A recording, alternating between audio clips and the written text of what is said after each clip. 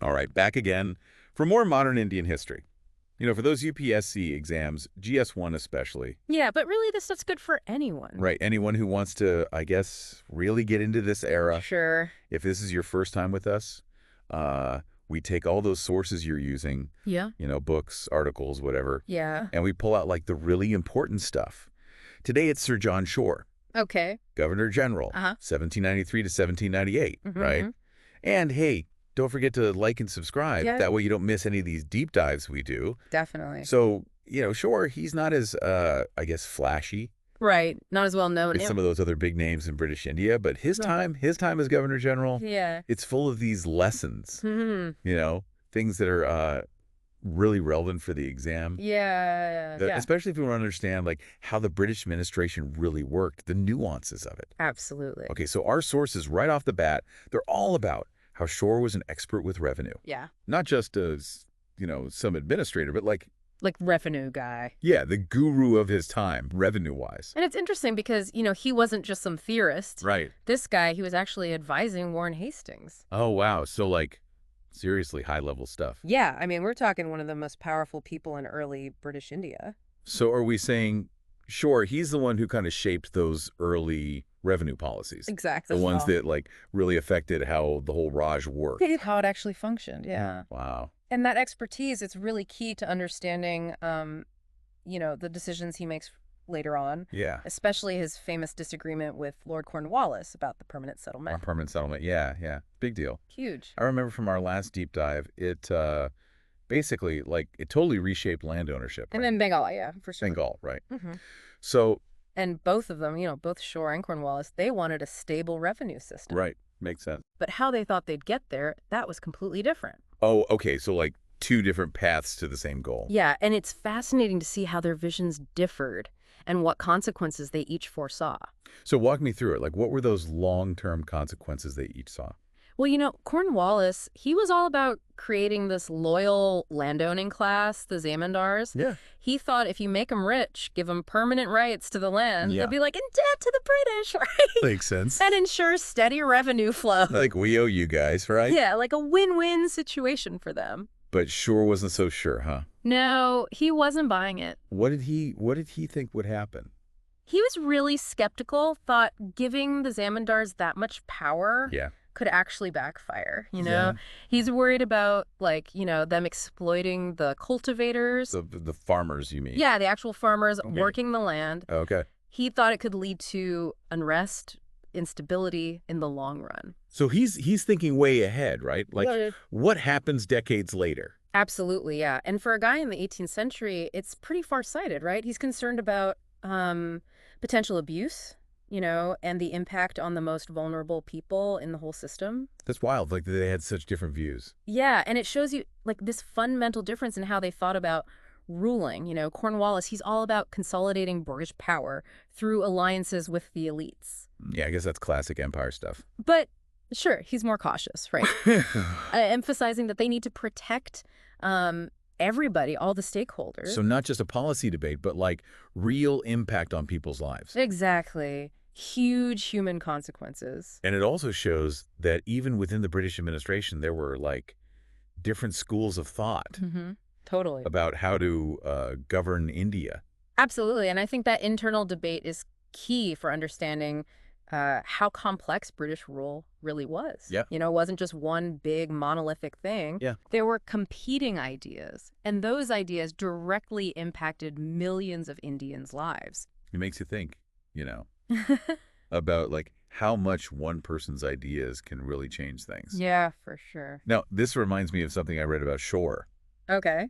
Apparently, he was known for being, like, a really honest guy. Yeah. Which seems, I don't know, kind of rare in a system that was often corrupt, right? Yes. Sources definitely suggest that he had this reputation for integrity. Interesting. And it set him apart from a lot of his contemporaries. So, like, in the middle of all this power grabbing and scheming, right, you've got Shore trying to, I don't know, do what he thinks is right. Yeah, that's the impression we get. Pretty cool, but I guess we'll see.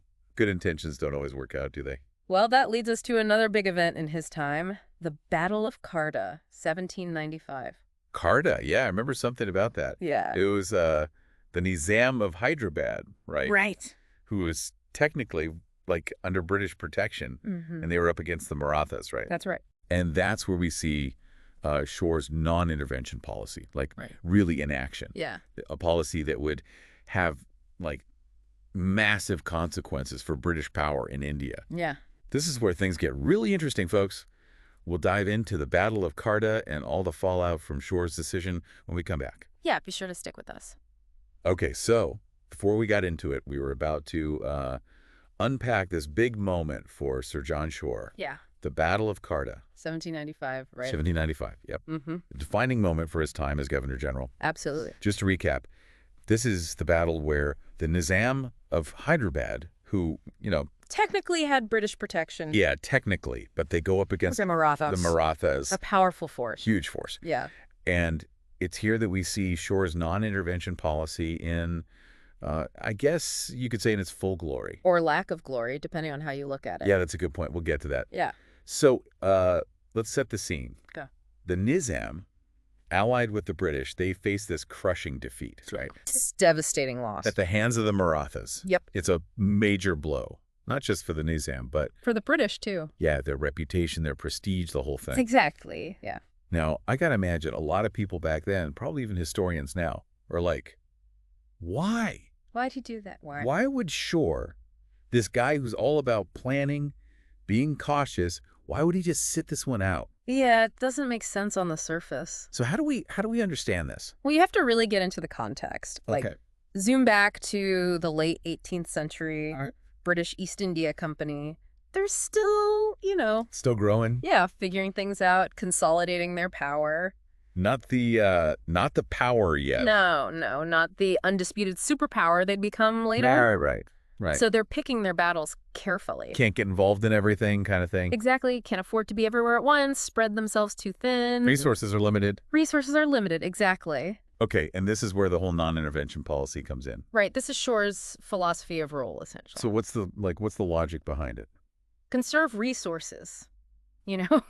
Avoid these messy entanglements. Okay. Focus on what you've got. Strengthen those core territories. So it's almost like we can't be the world police, right? We got to focus on ourselves first. That's a good way to put it. Okay, and in the case of Kharda, Shore's argument was basically intervening. It would have been a huge drain. Money, manpower, the whole thing. Yeah, all of it. He just didn't think they could risk a full-on war with the Marathas. Right, who, by the way, were a very serious military force. You're not to be messed with. No, not at all. But, I mean, come on, there had to be downsides to this, right? There were definitely downsides. Like, didn't it make the British look unreliable? Unreliable, yeah, like they couldn't be counted on. Exactly, and that's exactly what happened. The Nizam felt betrayed, probably. Absolutely, and he's forced to make peace with the Marathas on terms that were not good for him. Oof, not a good look for the British. No, not at all. So even though Shore might have, I guess, saved the company some money in the short term. Right, short-term thinking. This decision,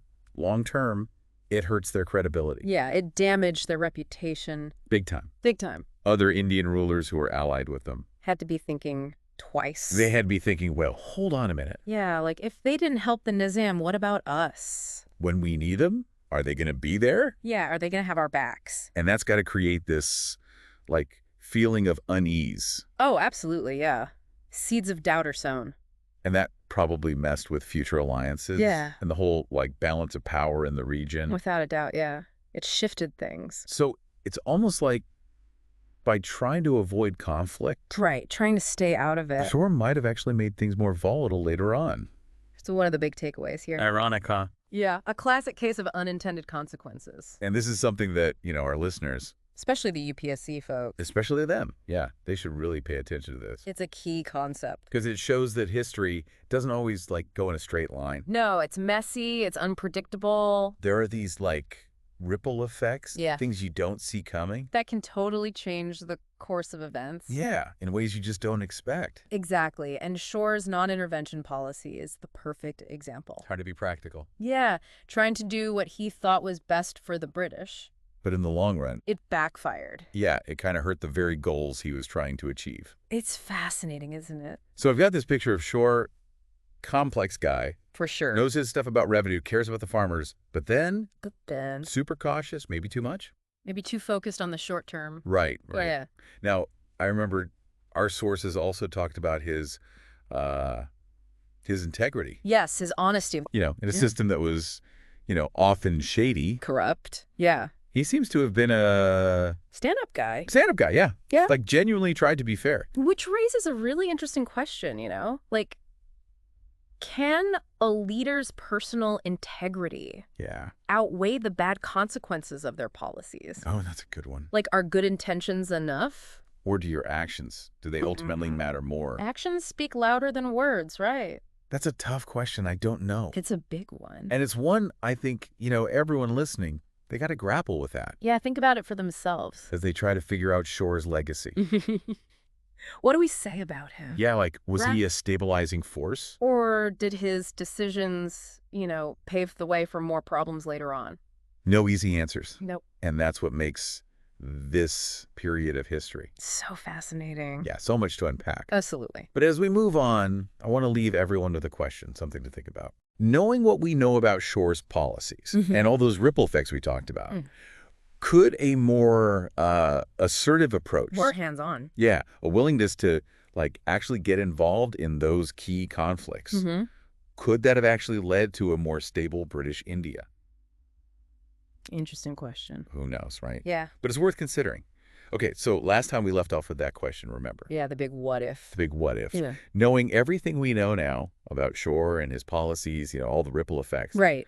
Could he have done things differently? And would it have made a difference? Yeah, would a more, hands-on approach. More interventionist. Yeah, would that have actually made British India more stable? It's a good question, and it's the kind of thing, those UPSC examiners, they love this kind of stuff. Oh, yeah. They want you to go beyond just the facts to analyze, And critically. Exactly. Okay, so let's put on our historian hats for a minute. Okay. If Shore had been more interventionist, what would that have even looked like? Okay, so picture this. Battle of Kharda. Right. But instead of staying neutral, Shore decides, He's going all in. all in, full force of the British military behind the Nizam. Okay, so in this alternate timeline, Yeah. Marathas get a taste of British power. Yeah. Nizam stays strong. No more trust issues. British reputation stays intact, Yeah. right? They're the force to be reckoned with. Possibly, yeah. That's one way it could have gone, but... There's always a but with history. Oh, wait. What's the but here? Well, you got to think, that kind of aggressive move Yeah, could have pushed the other Indian powers together. against the British. Yeah, they see this big show of force. They get scared, They feel threatened. and they team up to stop British expansion. It's a classic case of, Unintended consequences. exactly, win the battle, but maybe start a bigger war. Wow, so it's impossible to say what would happen? Yeah, and we can't predict the past. But it's good to think about, right? No, absolutely that kind of thinking. The what ifs. It's crucial for understanding how complex history is. There are always so many different possibilities. So many paths not taken. And even small decisions Like skipping one battle. can have these huge ripple effects, Years later. decades even. It's crazy, right?